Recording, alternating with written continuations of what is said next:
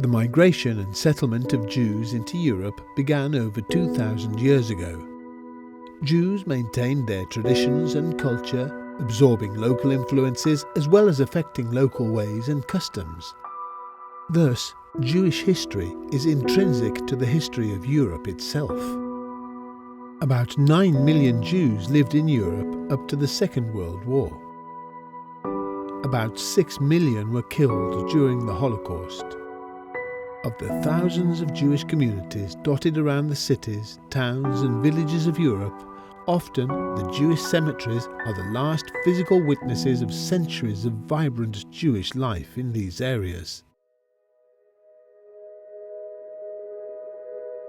Of an estimated 10,000 sites across the continent, about 3/4 of cemeteries are located in Eastern Europe.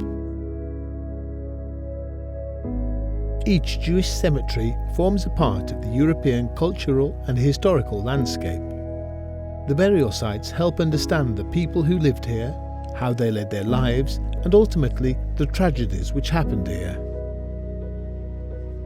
For Jews, burial sites have great religious and spiritual significance. Jewish tradition strictly prohibits the destruction of sites, exhumation, the removal of soil or gravestones, the grazing of animals on cemetery grounds, and even the land usage as walkways or shortcuts. It is incumbent upon the living to care for the last resting places of those that preceded them. In 2015, the Esjf was set up as a German non-profit foundation with its main project office in Kiev, Ukraine. The foundation was created with the primary objective of protecting Jewish cemeteries across the European continent and, most specifically, in those places where Jewish communities were destroyed in the Holocaust. The Esjf locates long-hidden Jewish cemeteries, determines their boundaries and cleans and fences these sites. Alongside support from private benefactors and foundations, such work has been enabled through generous annual funding from the Federal Republic of Germany since 2015, and most recently also with support from the European Union for our extensive survey, research and education work. Today, however, many cemeteries remain in perilous condition.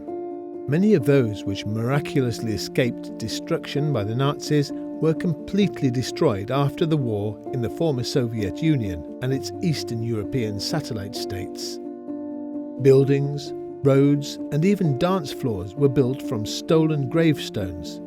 Programs for the development of towns and cities, including construction of houses, parks and squares on Jewish cemeteries, while soil from the very graves on those sites was removed and utilized for the construction of dams and other structures. This synagogue in Esjf was converted into a school by Soviet authorities using gravestones from the local Jewish cemetery as construction material.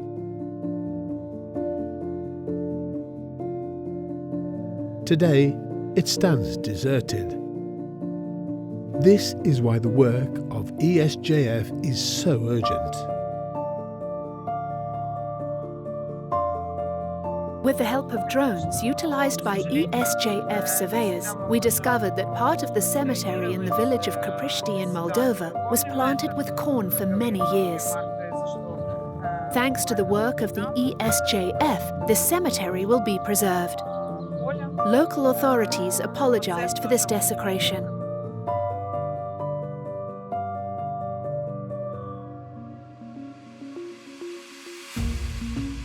In order to define cemetery boundaries, Esjf utilizes groundbreaking modern technologies specially designed for this project. Information gathered by the drones is used for the creation of 3D models of the cemetery grounds and area landscape maps. These enable architects to design the fence protections, while data gathered during field surveys is entered into the Esjf online database, available free of cost. A key component of our work is the close cooperation of Esjf ground teams with local authorities and historians. They assist us in finding old maps, pictures and documents. Many of the cemeteries were located using maps, some of which are 200 years old. In the Ukraine village of Esjf, local farmer and Member of Parliament Arkady Kornatsky is protecting the local Jewish cemetery, which is surrounded by farmland. Here, there was once a Jewish agricultural settlement adjacent to the cemetery. Arkady's grandmother told him that during the war, locals hid Jews from the Nazi persecution in their houses. Today, he protects this land to preserve its history. Throughout our target countries, which stretch across the vast territories of the former Soviet Union and from the Elbe to the Dnieper and from the Baltic to the Balkans, local officials eagerly cooperate with us. The Esjf in turn helps them learn and preserve the history of their region. My interest in the in-depth study of the history of our region began with the cleaning of the Jewish cemetery. We gathered a group of enthusiasts to clean the Jewish cemetery, which gradually turned into a landfill. After that, we became interested in history and realized that before the war, about 75% of the population of our town were Jews. These were Zabastians who were born, lived, worked and died here. Almost all the houses in the city centre were built by Jews, and we need to understand that this is our history. We began to seek help from various organisations and met with the Esjf staff, who helped us pinpoint the boundaries of the cemetery and build an excellent fence. We are very grateful to the Foundation for the help in restoring the history of our region. Restoration of the Jewish cemetery in Zabaras also had a profound effect on local historian Tetiana Fedorov. Tetiana has now written a book about the Jews of Zabaras, which contains a catalogue of all the matzavot with all the gravestone inscriptions deciphered and translated. She has learned Hebrew specifically for that purpose. Now, in collaboration with the Foundation, Tatiana actively participates in Esjf educational programs. Children are introduced to the history of the region, they learn the important skills of tolerance and anti-racism and obligations towards all members of society, regardless of their national, ethnic or religious affiliation. Within the framework of the Esjf educational programs, we bring senior pupils to the cemetery and tell them what the inscriptions on matzavot mean, who is buried here and what happened here in the past.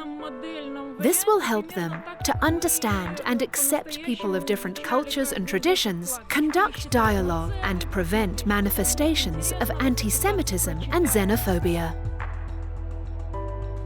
Since 2015, Esjf has already surveyed more than 1,500 cemeteries.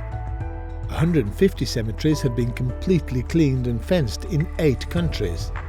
At least another 800 more cemeteries in the Ukraine, Moldova, Slovakia, Lithuania and Greece will be surveyed by June 2020. The village of Okopi in the Ternopil region of western Ukraine is said to be where the founder of Hasidism, Israel Baal Shem Tov, was born. Here, the cemetery where his parents are supposedly buried is being surveyed. There are many matzavot with bullet holes, some graves recently unearthed, and there are other manifestations of vandalism. The site requires urgent fencing. Any delay threatens its very existence. We conducted a full national survey, and out of an estimated 130 Jewish cemeteries in Moldova, we could only locate 73. The rest cannot be restored. I think that if we started working just 5 years later, this figure would be even lower. The Esjf team now consists of 24 people. It includes surveyors, engineers, rabbinical inspectors and architects. These are pioneers who have not only physically saved many dozens of sites, but they have also developed a methodology for the long-term protection of many hundreds of other Jewish cemeteries. We are proud that the financial, engineering and halakhic standards we have launched in the field of cemetery preservation are now widely implemented across Europe. The Esjf has been a fencing operation, so we fence cemeteries. But there's a limited amount of cemeteries that we can actually fence. And the question is, how can we create a holding operation to save all the thousands of other sites? Without the cooperation of local people, the cemetery cannot be protected. We need to understand that across most of Central and Eastern Europe, for at least 400 or 500 years, this was the centre of Jewish life all over the world. The cemetery remains the last physical reminder that those Jews existed, and the last reminder of why they no longer exist.